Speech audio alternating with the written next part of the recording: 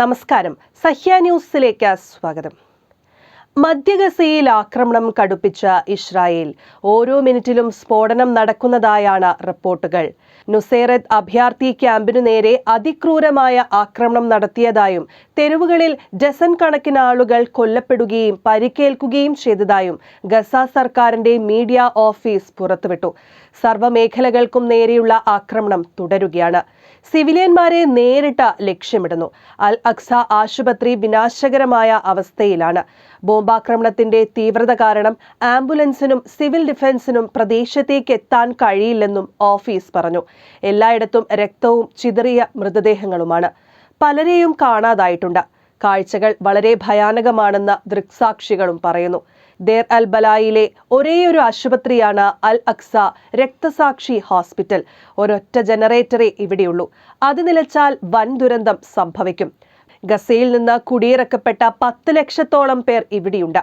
ഇത്രയും വലിയ എണ്ണം ആളുകളെ ഉൾക്കൊള്ളാൻ അതിന് കഴിയുന്നില്ല. അടിയന്തരമായി ആശുപത്രി സംരക്ഷിക്കാനും ആളുകളുടെ ആരോഗ്യസ്ഥിതി സംരക്ഷിക്കാനും ഉടൻ ഇടപെടണമെന്ന് അന്താരാഷ്ട്ര സമൂഹത്തോടും UN-നോടും എല്ലാ അന്താരാഷ്ട്ര സംഘടനകളോടും മീഡിയ ഓഫീസ് അഭ്യർത്ഥിച്ചു. ഡസൻ കണക്കിന് നിരപരാധികളായ മനുഷ്യരുടെ രക്തം ചൊരിയപ്പെട്ട ഈ വിനാശകരമായ കുറ്റകൃത്യത്തിന് അധിനിവേശ ഇസ്രായേലും അമേരിക്കൻ ഭരണകൂടവും പൂർണ്ണ ഉത്തരവാദികളാണ്. അധിനിവേശ ശക്തികൾ തുടരുന്ന ക്രൂരമായ നരമേധം അവസാനിപ്പിക്കാൻ ഞങ്ങൾ അന്താരാഷ്ട്ര സമൂഹത്തോടും എല്ലാ അന്താരാഷ്ട്ര സംഘടനകളോടും ആവശ്യപ്പെടുന്നു. വംശഹത്യ യുദ്ധം അടിയന്തരമായി നിർത്തണമെന്ന് അഭ്യർത്ഥിക്കുന്നുവെന്നും മീഡിയ ഓഫീസ് അറിയിച്ചു. കഴിഞ്ഞ 24 മണിക്കൂറിൽ 70 പേർ കൊല്ലപ്പെട്ടതായും 150-ലേറെ പേർക്ക് പരിക്കേറ്റതായും ഗസ ആരോഗ്യ മന്ത്രാലയം പുറത്തുവിട്ടു. ഇതോടെ ഒക്ടോബർ 7 മുതൽ തുടങ്ങിയ ആക്രമണത്തിൽ 36,801 പേർ കൊല്ലപ്പെടുകയും 83,680 പേർക്ക് പരിക്കേൽക്കുകയും ചെയ്തു.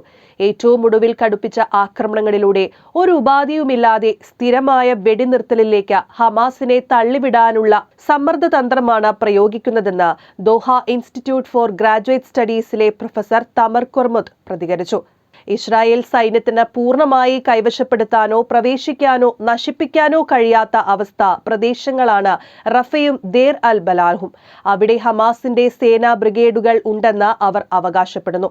അതിലൂടെ ഗസ മുനമ്പിലെ ഓരോ ഇഞ്ചും കടന്ന് ഹമാസിനെ വേരോടെ പിഴുതെറിയുകയാണ് അവരുടെ ലക്ഷ്യം.